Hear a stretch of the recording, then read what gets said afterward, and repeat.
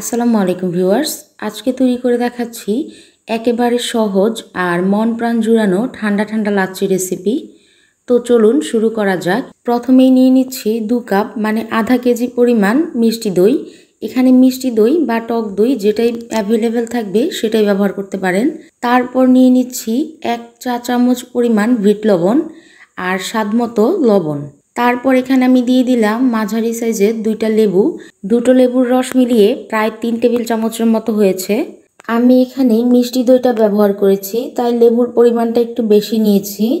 আপনারা যদি টক দইটা ব্যবহার করেন তাহলে লেবুর পরিমাণটা আরেকটু কম নেবেন।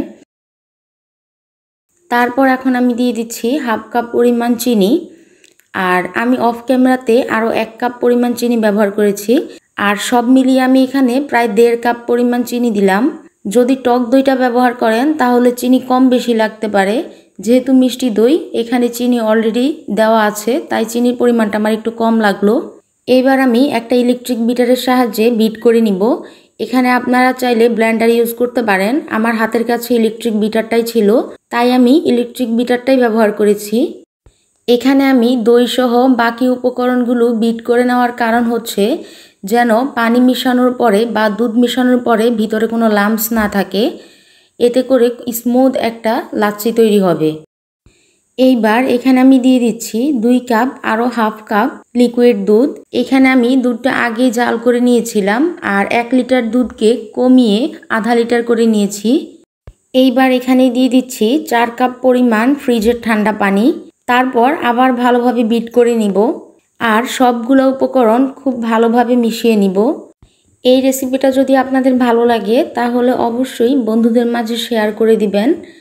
আর আমার ভিডিওগুলো কেমন লাগলো আমাকে অবশ্যই কমেন্ট করে জানাবেন। রেসিপিটা ভালো লাগলে সাবস্ক্রাইব করে আমাকে সাপোর্ট করবেন প্লিজ।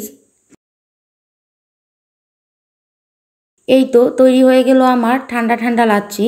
এবার পরিবেশনের পালা। এই গরমে এরকম 1 গ্লাস ঠান্ডা ঠান্ডা লাচ্ছি শরীর আর মন দুটোকেই চাঙ্গা করে তোলে আর শরীরের সকল ক্লান্তি নিমিষেই দূর করে দেয়। এইবার আমি এখানে কিছু বরফ কুচি দিয়ে সার্ভ করছি আর সাথে উপরে কিছু ড্রাই ফ্রুটস দিয়ে দিচ্ছি। এখানে ডেকোরেশনের জন্য আমি কাঠবাদাম ইউজ করেছি। এটা সম্পূর্ণ অপশনাল, যদি ভালো না লাগে বা অ্যাভেলেবেল না থাকে তাহলে সম্পূর্ণ স্কিপ করতে পারেন। এই তো ঠান্ডা ঠান্ডা দই লাচ্ছি একেবারেই রেডি। আবারও হাজির হব নতুন কোনো রেসিপি নিয়ে। সে পর্যন্ত ভালো থাকবেন। আল্লাহ হাফেজ।